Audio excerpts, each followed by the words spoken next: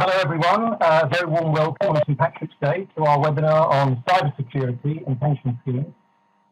This is a really interesting and important area in the pension sector and more broadly, and we have a fantastic lineup, so I really hope you find the session useful. As Connie mentioned, I'm Crispin Freeman. I'm a Senior Associate in Burgess Down's pensions team, and I'm joined by my colleague Marcus Claydon from our tech and data team. We also have with us guest speakers Jim G, partner and national head of forensic services at Crowe UK, and Lucy Stone, who is policy lead at the pensions regulator. As a quick bit of housekeeping before I go any further, as Connie mentioned, if you have any questions as we go through, then please use the Q&A function. That's at the bottom right-hand corner of your screen. You might need to press the three dots to expand it, and there's a little arrow next to Q&A. If you type in any questions you've got there and address them to all speakers, we've allowed time at the end to look at these. And if we don't get to them, we'll respond to them after the webinar. Now, I know these are busy times, so we'll aim to finish at about 10:45. I'll make a special plea for you to spend 30 seconds after the webinar's finished, please, to fill in the survey. It's really helpful for us in planning the event. Next slide, please, Connie. So during the session, we'll be considering cybersecurity through a pensions lens, excuse me, with a focus on the practical implications for pensions trustees, administrators, and sponsoring employers. The discussion will be broadly divided into, first, why is it important for trustees and sponsoring employers to take cybersecurity seriously?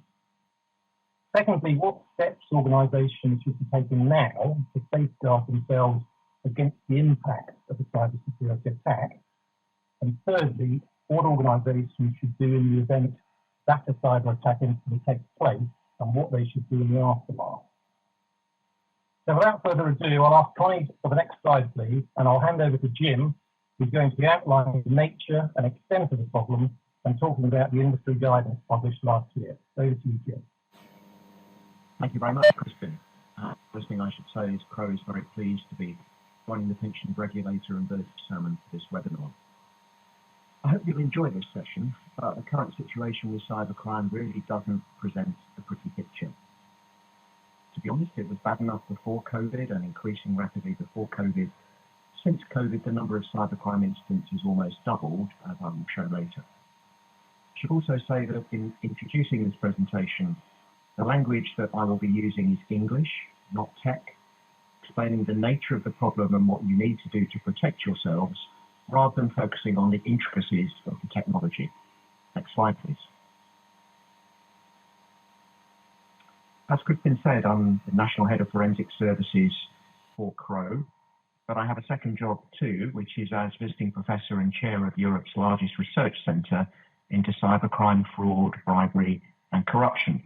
I've worked in this area for more than 25 years. I used to be Chief Executive of the organisation protecting the NHS, the second largest organisation in the world against this. I also chair the PRAG and PASA cybercrime and fraud working groups, and I've done this work with clients in 43 countries to date. Next slide, please. So what I'll cover is a bit of an introduction, then talk about the relevance of cybercrime to pension schemes and the impact it can have, talk about the nature of cybercrime, its extent, the impact of cybercrime on the pensions sector, and there's some interesting statistics which I can provide you with this morning, the new guidance which has come out from both PRAG and PASA for pension schemes and administrators, and then finally to sum up what you can do to protect your organisation better. Next slide, please. Cybercrime is a really rapidly evolving, serious threat to any organisation, and the facts really do speak for themselves. In 2019, 42% of all crime in the UK was cybercrime and fraud, and post-COVID, that figure is up to almost 52%. And in the same year, 2019, 46% of all organisations, all businesses, suffered cyber breaches. And pension schemes are particularly attractive to cyber criminals. And that's because of the rich personal data that they ultimately control. data which can be used to attack many other individuals, to threaten them, to extract ransoms. But there's a second reason too why pension schemes are attractive to cyber criminals. And that's because of the imperative to make pension payments. And you can imagine a ransomware attack freezing the data and the systems of a pension administrator or a pension scheme. And you can see what the imperative would be to actually pay that ransom. And the cyber criminals have worked that out. And I think that's reflected in the reality of the number of cyber breaches reported to the Information Commissioner's Office since July of 2018, when the General Data Protection Regulation came in. There's been 158 breaches, and at least 43 of those were categorized as relating to security, unauthorized access, or phishing. And I've been trying to get the latest data from the Information Commissioner's Office for the period post-COVID, from April 2020 now since November. I'm hoping shortly it will come through, but I can't imagine that not showing a growth in that area. So for all those reasons, it's crucial that pension schemes protect themselves effectively, and that's why PRAG and PASA developed the guidance that was published last autumn. Next slide, please. First thing to really understand is that cybercrime is a rapidly evolving and continuously changing phenomena, and that's unlike some other risks which are relatively static and have long established controls in place to mitigate them. It also has increased in sophistication, and we need to understand that the people behind this aren't teenagers hacking from their bedrooms, or mostly state actors. These are highly profitable, rapidly growing businesses, illegitimate businesses of course, but businesses making business decisions about where to devote their resources to their greatest financial benefit. And they have different parts to them, different teams, gathering different identity data, particularly about individuals. So one team may look for financial data, another one for information about addresses and assets, property ownership, employment, and identity data. So this is a sophisticated, highly profitable business operation. Most recently, to exemplify that, there's been examples of cybercrime businesses using artificial intelligence to work out the most attractive and beneficial targets to attack, and also even more worryingly, the advent of cybercrime as a service, where effectively there is a menu or tariff of different cybercrime attacks which cybercrime business would undertake in return for set fees. Next slide, please. If we look at examples of cybercrime generally, over the last 5 years, we've had 2 presidential elections where cybercrime has had an acknowledged impact in France and in the US. We had the WannaCry virus that froze the systems of over 60 NHS hospitals and 70,000 computers in those hospitals. We had the attack on the big currency exchange company Travelex on New Year's Eve 2019. Their systems weren't fully up and running for 3.5 weeks. And those have been the headlines. But if we look beneath the headlines, then really what we see is even more worrying, perhaps. Car crime had actually, was 300,000 cars were stolen in 2002, but that was down to just over 65,000 in 2013. It's now up above 113,000, and that's because of keyless entry, people hacking their way into cars. Last summer, we had the 3 major banks actually had their second factor authentication codes hacked. These are the 6-digit codes that you get sent when you need to authenticate yourself or indeed to make a payment. Last summer, we had incredibly GCSE work in some schools in the southwest of the UK actually taken hostage, and the cyber criminals demanded a ransom to return that coursework. We've had medical equipment linked to the internet actually hacked, and UK universities have become an even bigger target. And that's interesting, not just because it's another sector where cybercrime has had an impact, but in the case of those universities, when you look beneath the headlines were that cybercrime businesses were trying to steal research data, some of it military, some of it scientific. When you look beneath those headlines, they were actually undertaking research into who would be most likely to be prospective clients, companies that had spent less on research and development than their peers, and countries that had spent less on military research and development than their peers. So be in no doubt, these are businesses, and that's all before COVID. Since COVID, we've had warnings from the National Cybersecurity Centre, Europol, the European Police Agency, the FBI Cybercrime Division, and what they're saying effectively is that when the lockdown came last year, the organised crime groups actually found their drug manufacturing distribution arrangements disrupted. So they shifted some of their resource across to cybercrime, and it was more profitable than they'd thought it would be, and there's now been a permanent shift in focus. Next slide, please.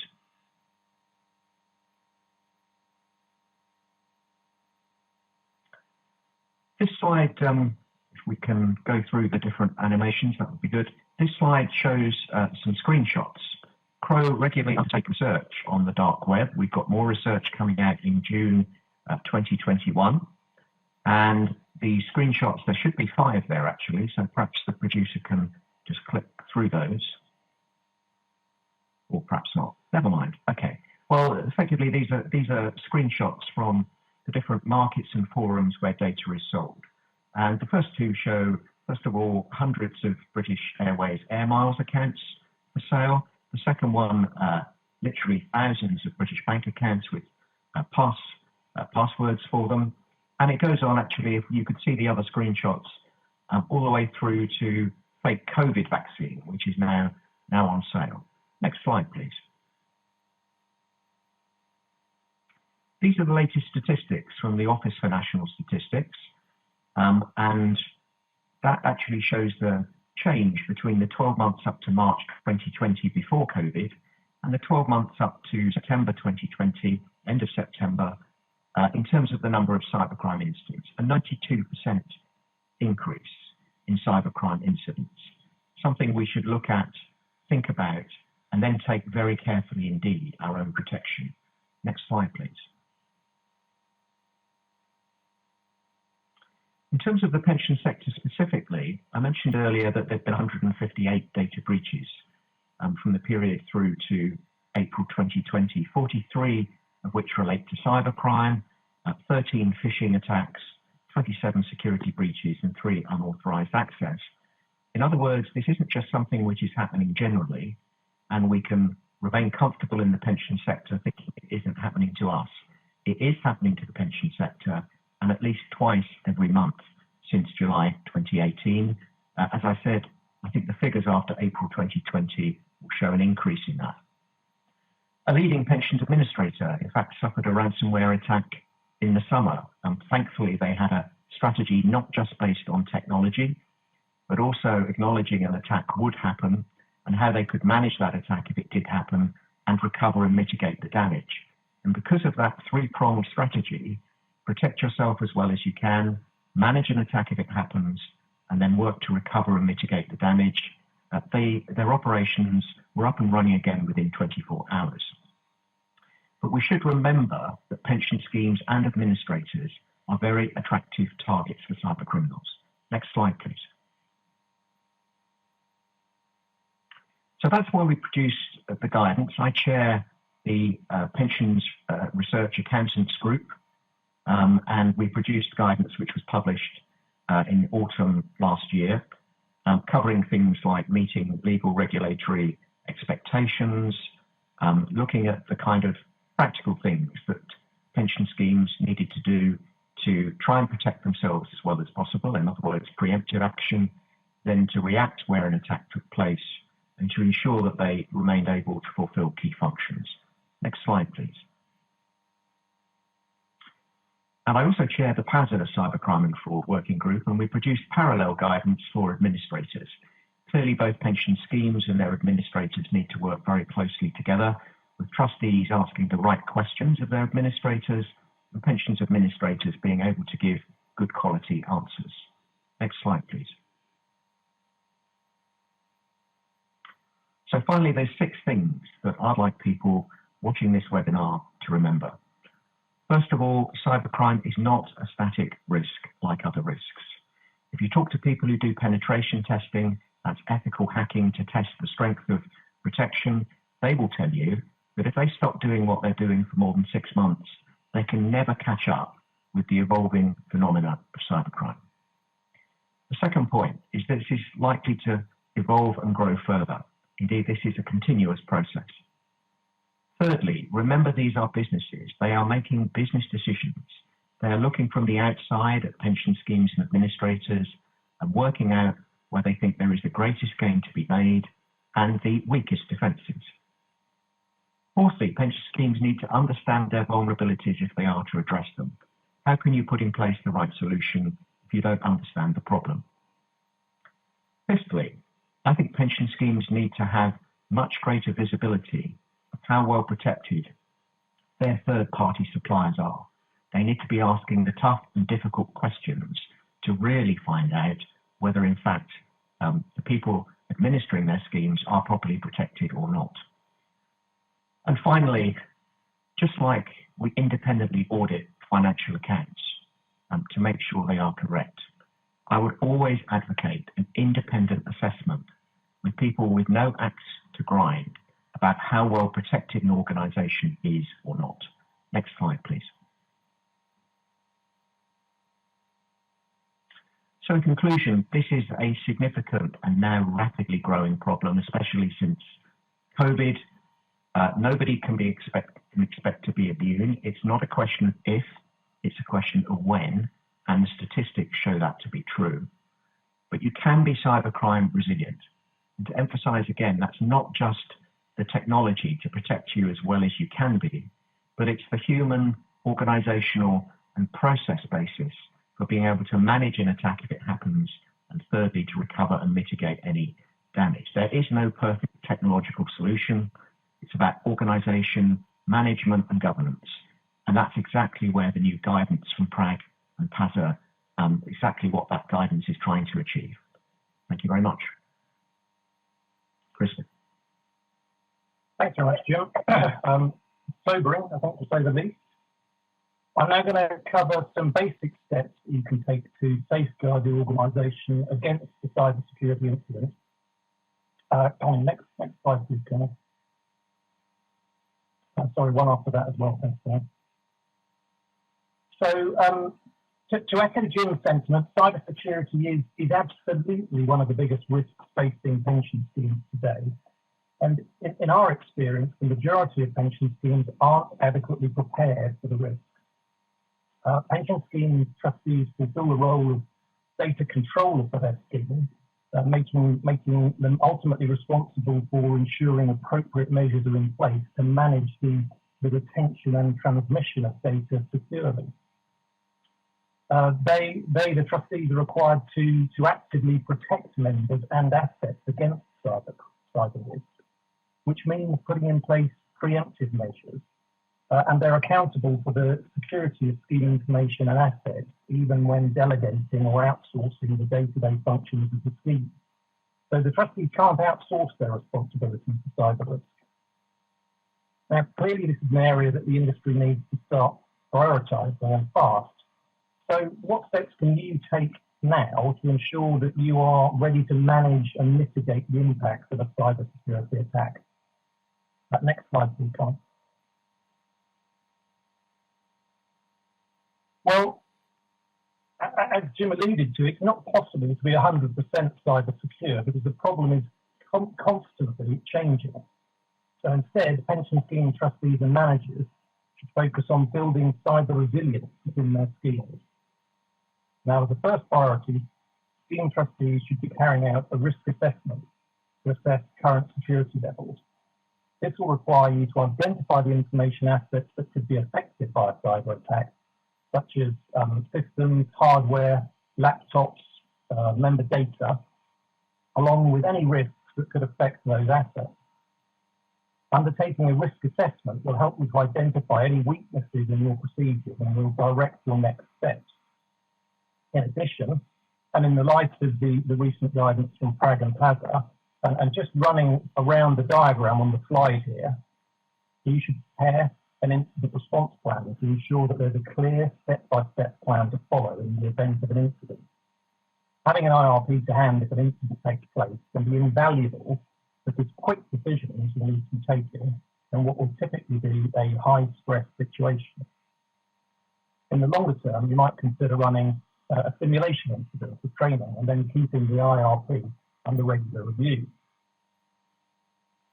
You should prepare a section of the risk register to specifically record the scheme's cyber risks and any steps taken to mitigate such risks.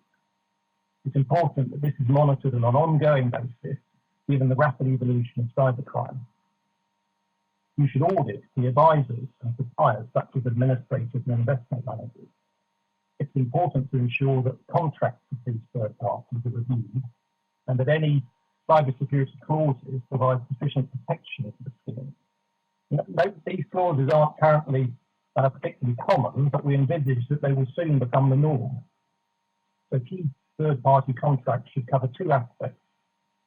First, the standards that third-party suppliers need to meet in relation to cybersecurity, which is likely to refer out, for example, to industry guidance, to GDPR, and to the Computer Misuse Act. And secondly, what happens if there is an incident, particularly in relation to information sharing and updating the trustees and sponsoring employer. You should ensure that adequate training is in place for trustees. Trustees must understand their responsibilities in relation to cybersecurity. They must also understand the key risks and what's in place to mitigate against those risks. It's vital that training is regularly given, given the pace of change in the area. As a basic housekeeping point here, despite GDPR discussions, we're still finding that many trustee clients use personal Gmail or Hotmail accounts, but it's important for security purposes that trustees have official work email addresses that they use for trustee business. And lastly, you should ensure that your insurance covers cybersecurity breaches. So consider quantum and whether on-hand support is provided in the event of a breach. We've noticed that policies vary greatly between different insurers. Now, in following these basic steps and ensuring they're implemented in a meaningful way and are frequently reviewed, you'll be building the scheme's cyber resilience. Now, I'd emphasise that we're currently waiting for a new PASA standard on cybercrime, as well as standalone cybercrime guidance, which may provide further suggestions. Next slide, please, Tom. So as mentioned, the responsibility for protecting members and their assets against cyber risk lies with the trustees of the scheme. They can't outsource that responsibility. PPR makes it clear that this is the case regardless of the size or structure of the scheme in question. That said, the controls that are put in place to protect against cyber risk can and should be proportionate. PPR has said that the guidance can be adopted proportionately to the profile of a given scheme. And PRAG's cybercrime guidance from October last year is particularly helpful when it comes to assessing the approach for trustees to take to cyber security risk. The PRAG guidance states that there are three factors which can determine this. Factor one is how attractive is a pension organisation to cyber criminals. And as Jim's mentioned, generally speaking, the answer is going to be very attractive given the nature of a pension scheme. Factor two is what damage would be caused by a cyber breach. Now, this is going to depend, for example, on whether the organisation has a strong public profile and whether financial damage is likely. For a pension scheme, that's probably the case. And factor three is to what extent is the scheme the cyber resilient? Now, here we'd expect the trustees to match the scheme's data. They may have carried out penetration testing to test the system. Whether the scheme's third-party providers back up data in a secure manner. Do they have crisis management arrangements in place? Do they understand the need to make a report to the Information Commissioner's Office, and are arrangements in place to mitigate the IPO's response? I'm going to do a quick shameless plug here for the firm. At Burgess Allen, we're well placed to advise on any preemptive steps. We advise over 300 pension clients on the full range of pensions issues, including cybersecurity and data protection. And our clients include trustees, employers, public sector bodies, universities, charities, and pension providers from across the whole economic spectrum. So please let us know if we can assist. I'm now going to hand over to Marcus from our tech and data team, who will be taking you through the post-incident steps. So over to you, Marcus. Thanks, Tristan.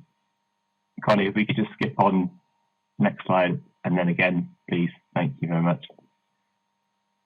Now, once a breach has been discovered, there are of course going to be a number of items that are competing for attention at the top of the priority list. Step number one, of course, is to really leverage the good work that's been done at the planning stage that Kristen's just been talking about. Dusting off the incident response plan, establishing who should be on the internal team, making contact with those people. There's obviously going to be a heavy reliance on external input too. So it will be important to identify quickly what's needed by way of external legal support, cyber consultants, PR consultants if there's a publicity angle, and contacts at the insurer. That team of people will need to work together to establish what has happened, or at least to start to establish what has happened, identify what data has been affected, how many individuals are concerned, as much information as possible about recipients of data, what their motives might be, what the ultimate destination of the data might be. In a pensions context, of course, there will be third-party suppliers involved in the mix, so contact needs to be made with those organisations. Plus, of course, there's a contractual element, dusting off the contracts in place with those organisations and establishing what rights the trustees have to input and information from those third-party organisations. Throughout this investigation phase, it's really important to create a clear audit trail. A major part of GDPR and wider privacy legislation compliance is being able to demonstrate compliance. So keeping a justification for any conclusions that are reached, the output of the process is fundamental. Ideally, this first phase will identify a series of remediation steps that can be put in place to curtail the current breach, and also start to identify short and medium-term fixes to prevent reoccurrence. No doubt that will involve an iterative process, and it's unlikely that all of that information will be clear on day one or day 5, but it's fundamental to be aiming at those points. At that stage, a reporting assessment needs to be made, and that's both a qualitative and quantitative one, looking at how much data has been lost, the types of data involved, the risk posed to underlying individuals, risk, for example, of identity theft being made possible by the combination of data that's been lost. If we are in reporting territory, then of course a close eye needs to be paid to the clock. Reports need to be made to the ICO if that hurdle has been crossed within 72 hours of becoming aware of the breach. And if that 72-hour deadline is missed, then justification for the delay needs to be tabled at the same time. If the breach is more significant and trustees need to be telling affected scheme members, for example, then the timings are a bit more fluid. The GDPR requirement talks about reports being made without undue delay.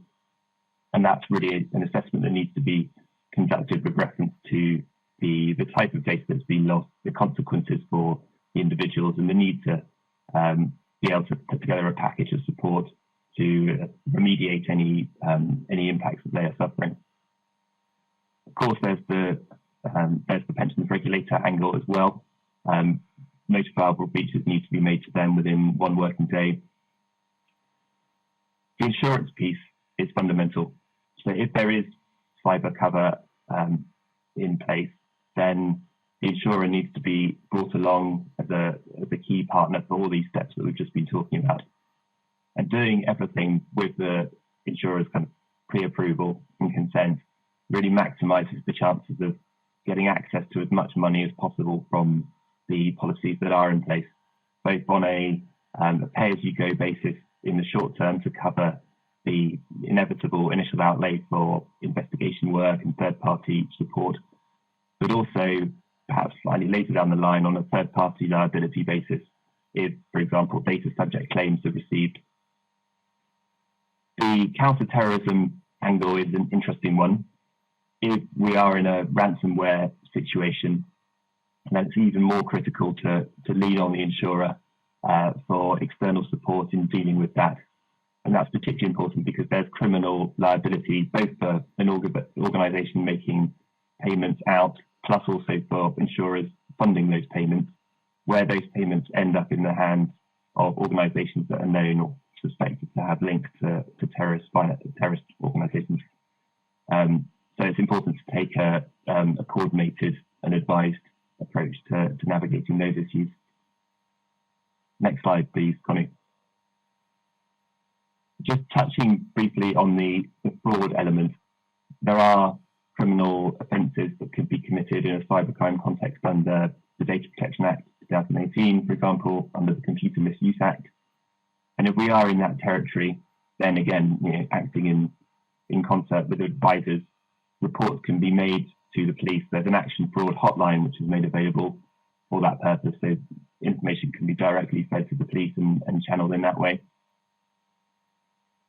In terms of regulator feedback and focusing particularly on the ICO is a pragmatic regulator generally, and as an acknowledgement, and this is backed up by the way that the obligations under the legislation bite, there's an acknowledgement that no organisation could ever make itself 100% secure.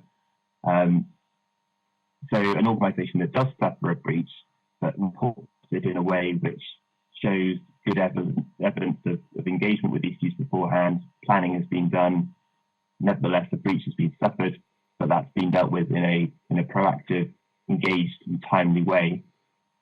That organisation stands in good stead to have a sensible and one would hope helpful conversation with the regulator. The examples of organisations that have run into trouble and have been on the receiving end of much more significant sanctions are those that suffer a breach, and then that breach is really the tip of an iceberg, which shows that proper planning has been missed for a period prior to the incident crystallising, and frankly the kind of compliance picture internally is not what it should be. So as ever, good preparation and being on the front foot puts an organisation in a good place to navigate the regulator piece. I think the theme that runs through an awful lot of this is the need to take a collaborative and team approach to navigating these issues.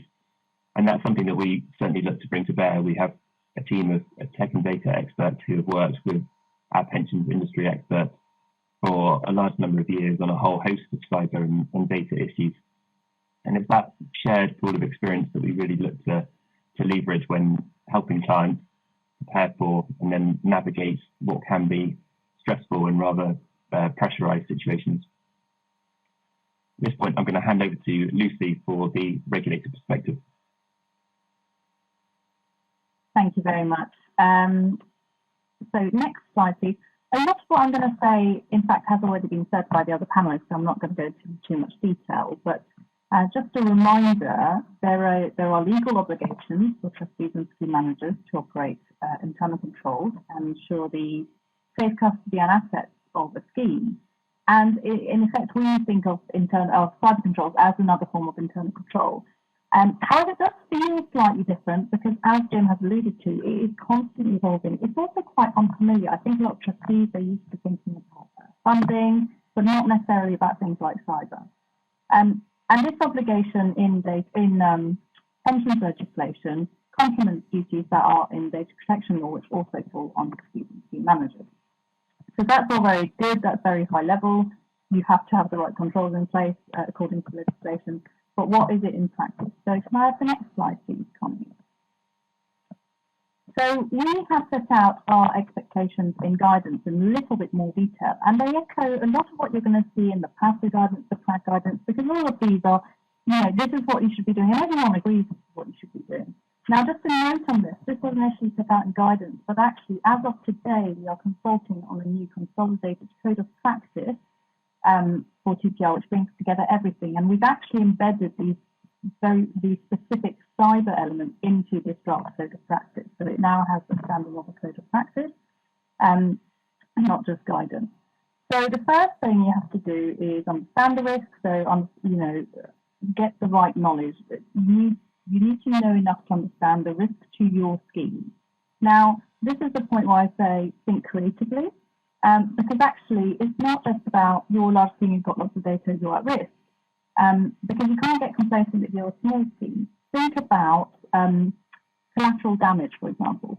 If your employer is potentially a huge target for cyber risk, for example, if they're in research industry or military industry, then you might end up becoming an inadvertent target. For example, if it's ransomware that's passed through the interlinked system. So think about really what assets do you have, what systems do you have, who are you, who's your employer, and therefore what is the risk to you. You need to have clearly defined roles and responsibilities, so who's looking at your cyber risks and breaches and who's responding, and as we've mentioned, on the risk register. And just keep this assessment up to date. And if you need to, bring in experts. And then, so that's about understanding the risk and then managing the risk. So we've talked about, there's the basic system controls, the firewalls, the antivirus, etc., making sure you have backups and having all the right policies in place. So that's basic. But again, something the other panelists talked about is the criticality of an incident response plan. How are you going to make sure your operations are safely and swiftly resuming? And also, you can't delegate this. So what about your service providers, in particular the administrators, but also others? What are their controls like? Are you confident that the scheme is suitably protected? And then as a trustee, you should actually be getting regular reports. So what incidents are happening? What kind of breaches are attempted and how are you responding to that? So next slide, please, Connie. So that's our expectations, but what are we seeing in practice as the regulator? So Connie, if you could just click through, there's a text appears, that would be great. Thank you, just do the whole thing.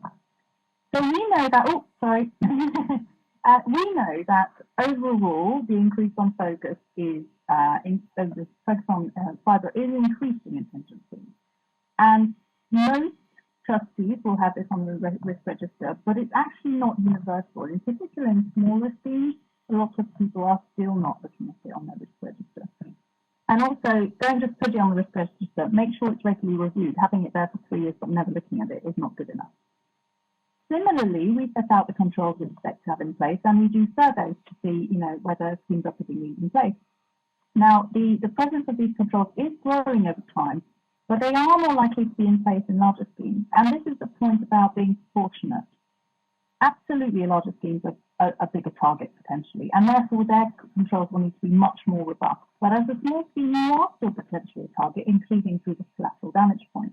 And there are smaller proportional steps you can take. So I think even at the very basic level, Cyber Essentials has some very practical pieces of steps you can take as a smaller scheme.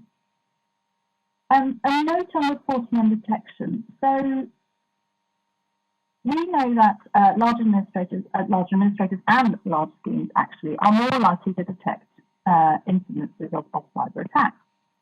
And that makes sense because they're bigger targets.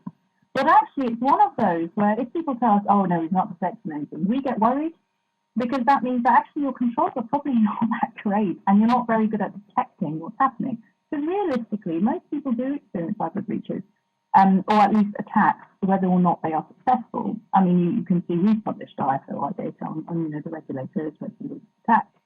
So actually, if you're being told that there's no incidents or no one's even attempting breaches, then I would take that with a dose of healthy skepticism. And then something else we know is that within this value chain that you operate in, a lot of people pay attention to administrators, and that's good because obviously they are a key target. But others are less likely to be considered by trustees. So they might take steps to look at their administrators, but not necessarily, let's say, the actuaries, the lawyers, or the other people involved in running the scheme. So have a look at the whole thing. If you've done your GDPR protection or have done the data assets map, that will really help.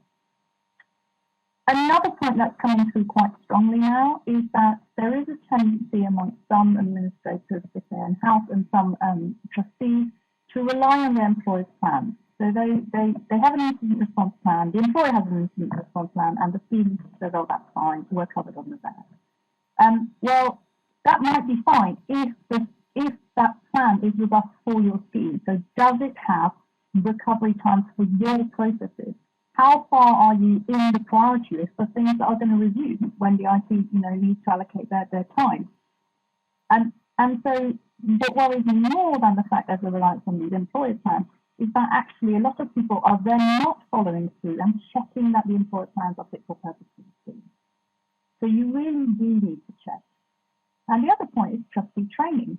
So we talked about having training in cyber and understanding cyber, but actually you are key components, trustees are key components of this value chain. And things like not using a Gmail account and things like having basic IT security training, regularly are critical. And actually we're seeing that some trustees are not doing regular IT security awareness training to the extent we'd like. And finally, this incident response plan report, or incident response plan, sorry, that's an error in my slide. There is a growing use of them. Again, it's not universal. Smaller schemes might not have them typically, but this is absolutely critical because, as Jim has said, it's not an if, it's a when. So you need to think not just about what can I do to prevent this happening. Well, you can't prevent the attack. What can I prevent the attack from being successful? But also, how can I be resilient? How can I get back on top of it if it happens? So those are the key points I wanted to highlight as the regulator. And I do believe we now have, I don't know if you've got tons of questions, but I'll hand it back to Kristen, I believe.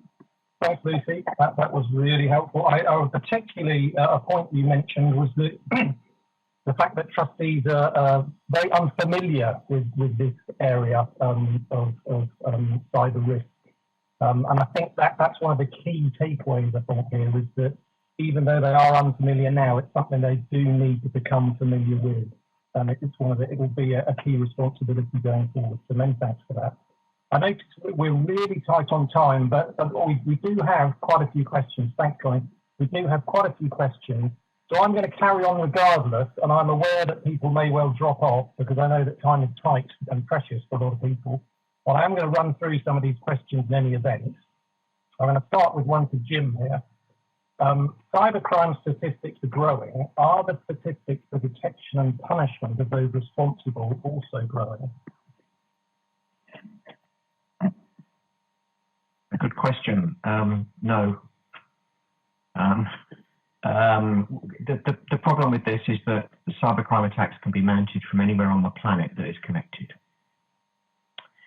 And then if you're going to investigate who is behind the attack, you're going to have to probably investigate across all sorts of different countries and jurisdictions.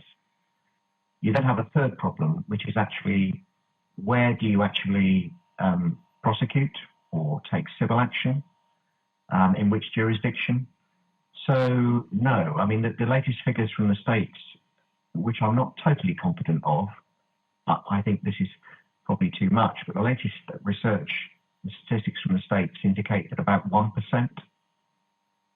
is prosecuted, and not all of those are successfully prosecuted. But I think that's, even as such a small percentage, is probably a bit high. So I'm afraid the simple answer is no. Thanks, Stephen. Not great news. A technical one here for Marcus. What kind of fine could we get from the ICO if we get this wrong? Thanks, Christian. So the ICO published some helpful guidance last year about its approach to administering the fine element of its sanction power under GDPR. And that guidance really shows a heavy focus on case-by-case mitigating or worsening factors. So it becomes, the protections and preparations that an organisation has taken and deployed become fundamental in guiding the regulator to a sensible outcome on its assessment as to where the fine should sit. There is a acknowledgement of the kind of public policy / proportionality angle, and I think in that context, pension schemes are in probably a more favourable position than corporates, for example, in operating in the private sector, because of course there's a limited desire to administer fines against pension schemes where those fines are ultimately paid by scheme members. the short answer is the potential for a significant fine is the multiple of millions is there, but I think the likelihood of that being imposed on a single set of trustees is relatively low, and certainly the likelihood diminishes the better prepared, the better they are able to demonstrate compliance. Thanks, Marcus. Lucy, you mentioned earlier on about that trustees might almost be subject to an attack through their association with their employer, that the employer might be the main target. We've got a question here. Can't we just rely on the protections that our sponsoring employer has in place? So I think there's a difference. So it's blind reliance that we're worried about.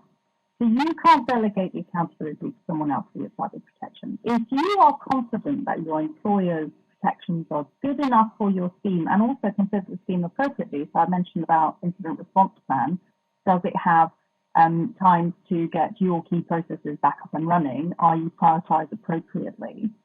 Then, if you're confident in that, then there's no problem that you're covered by your sponsoring employer's response plan. But what we're worried about is people blindly assuming that actually it's fine because the employer has, it's covered under the employer's plan.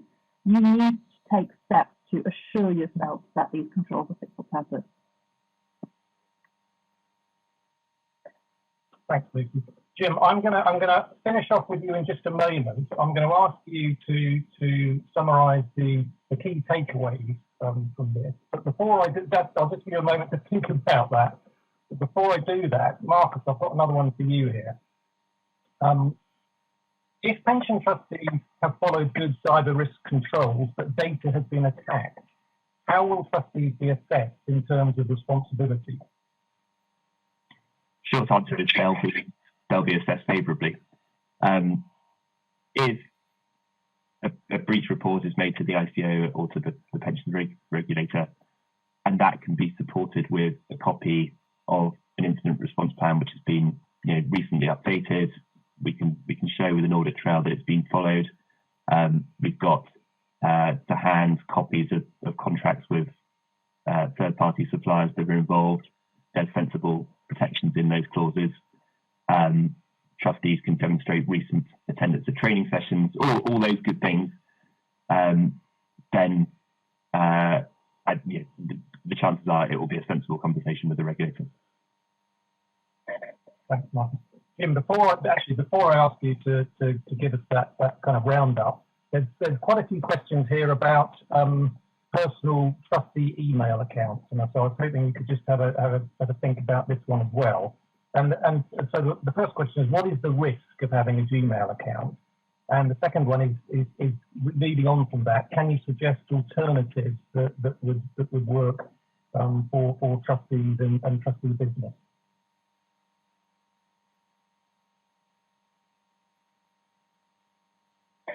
Jim, sorry, you're on mute. There isn't a simple answer to this, and whether it's Gmail or Hotmail or some other type of account, it very much depends on the level of security in the round.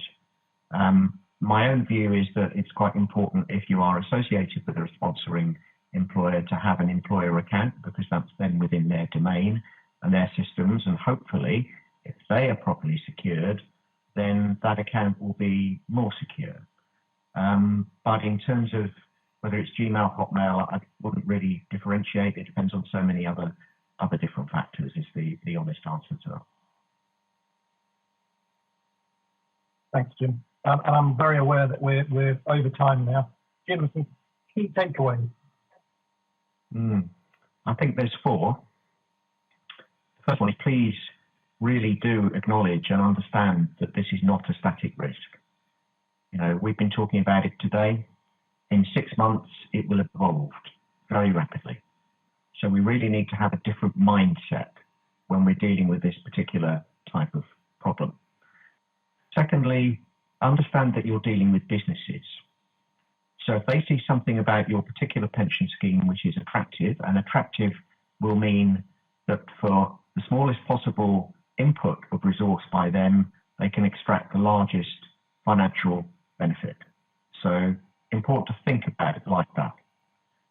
The third thing is understand it's not just your pension scheme, but it's your third-party suppliers and those who work with you.